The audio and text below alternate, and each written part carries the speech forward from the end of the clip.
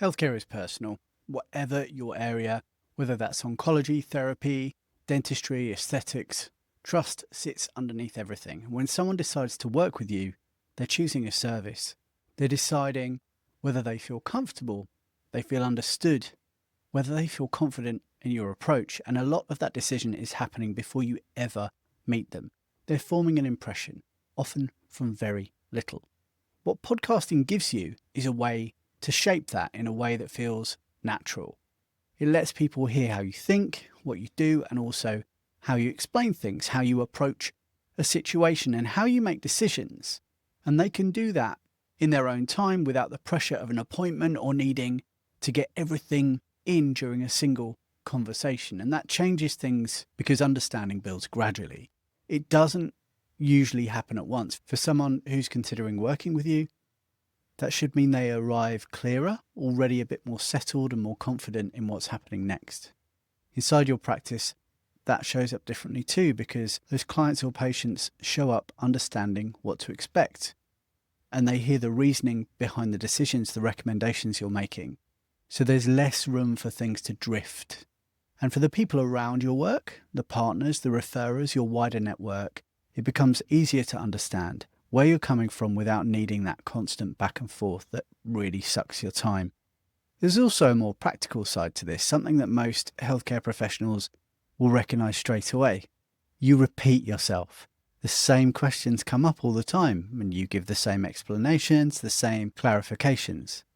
That is part of the work, but it's also where a lot of your time goes, and also a lot of your team spend time on that as well. Sometimes things get lost in translation at that point too.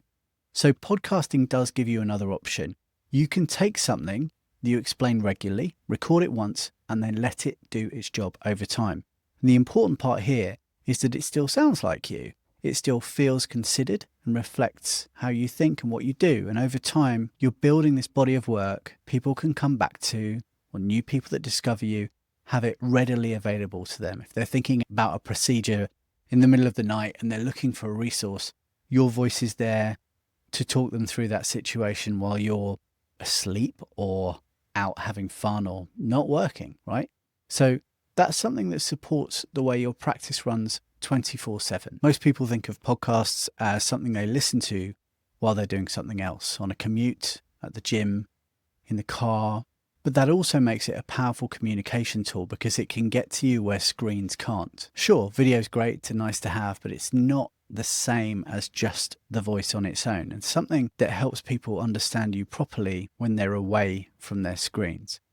Now look, you're already communicating every day, so this is about making that communication more useful beyond the moment it happens. That's why podcasting really works in healthcare. In the next episode, we'll look at how to position this so it supports your practice from the very start. For more episodes, resources, and ways to work with me to use podcasting to build your healthcare practice, clinic, facility, or organisation, head over to tobygoodman.com/thepractice.